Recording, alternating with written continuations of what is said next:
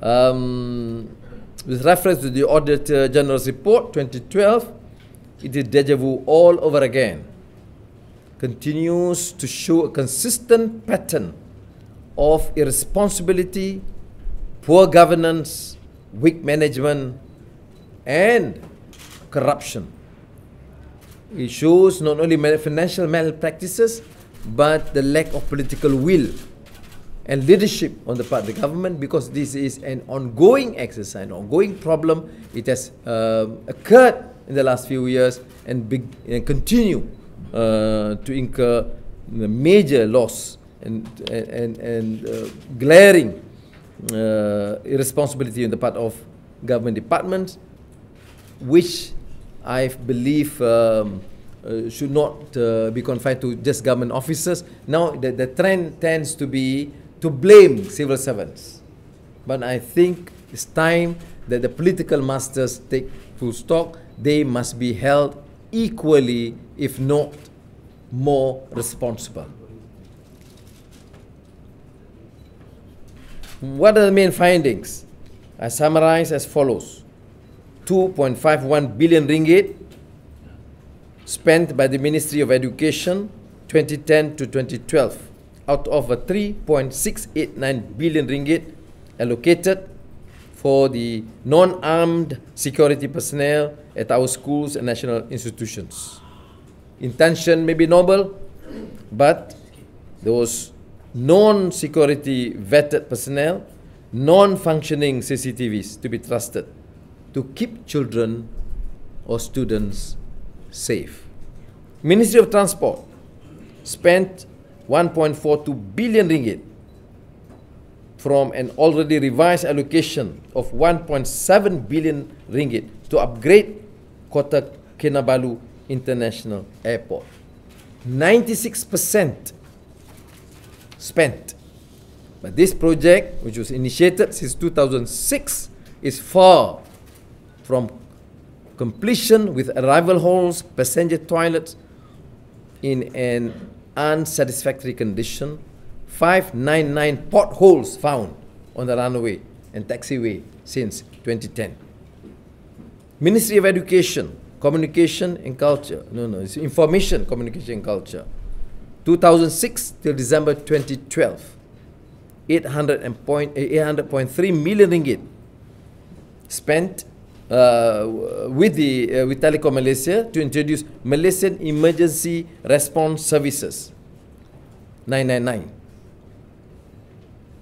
The report highlights a total of 41 million ringgit of improper payments, including a paid training trip to Geneva for one senior ministry official, which amounted to 303,813 ringgit for 4 days. This is one of the things, special training for the sheikhs. Projek pembetungan, 744 million ringgit spent. College ATM Port Dickson, 190 million. Gudang in Bangi, 94 million. All recorded losses between 16 to 20% due to project delays, poor planning, poor monitoring.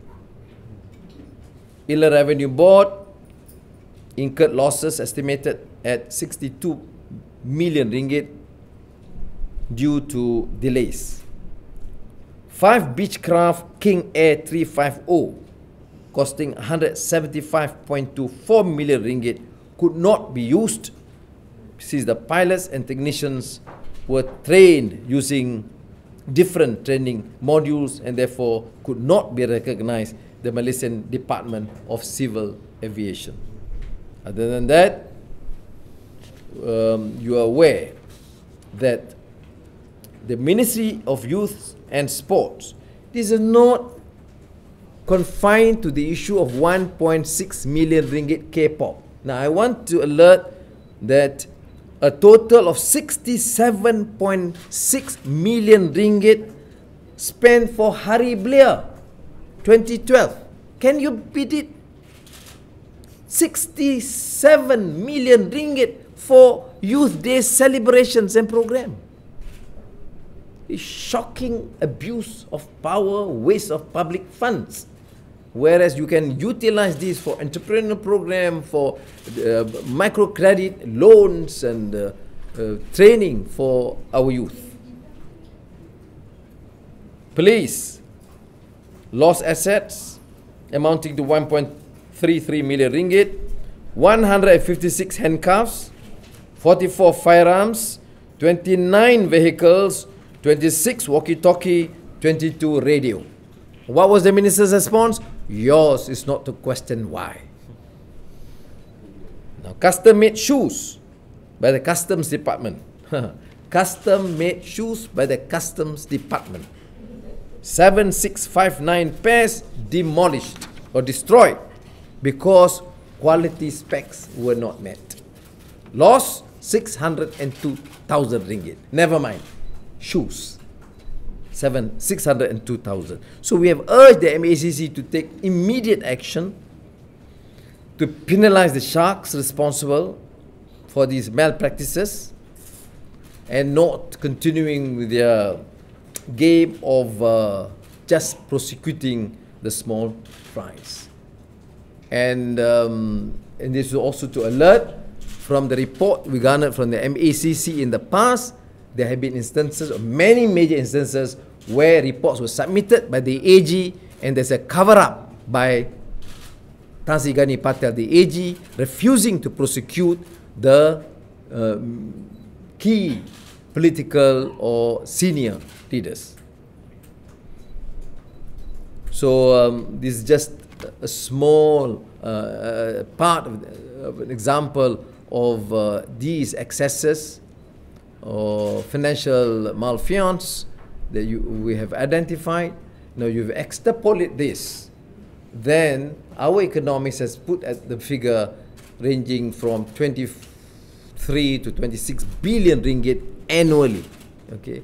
Now this has been disputed because they say the Auditor General did not specify these figures, but we extrapolate based on the losses, leakages, corruption and wastage due to the responsible behavior of many senior civil servants under the political leaders responsible.